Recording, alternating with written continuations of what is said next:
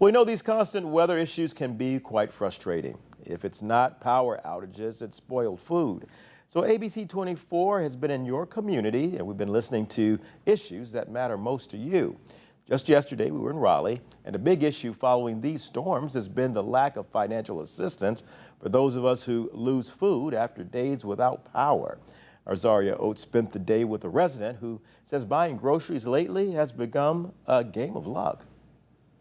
Janice Crawford, and then you don't have any power, is waiting for the day she starts getting reimbursed for everything she loses inside those white doors.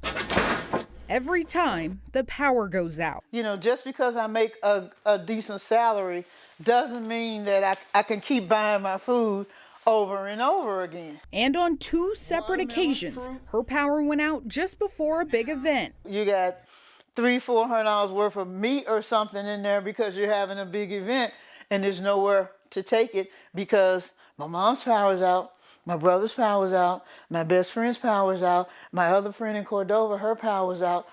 So there's nowhere to take it. She understands why the government reimburses some for their groceries, but wishes there was a system for everyone. We put in the form to get reimbursed, but it said you had to have a case number and you had to have an EBT card because the way they were going to reimburse it was to put it on your benefits card. So I just think that that's unfair, that there is nothing, set up for us just because of the fact that we don't qualify, for subsidy. For now, she's stuck in the endless cycle of grocery shop, thunderstorm, power outage, repeat. So, it's a catch-22.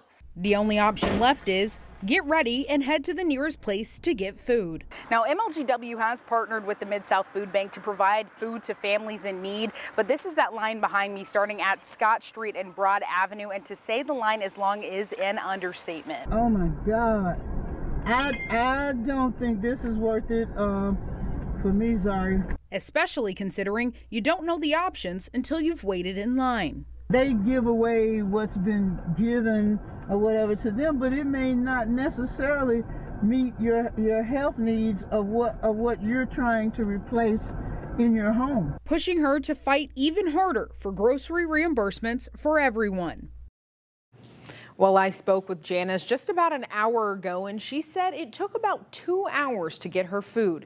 She is grateful the Mid-South Food Bank was able to help her out, but hopes the government or MLGW makes future plans to reimburse households that lose food when the power goes out. Rudy.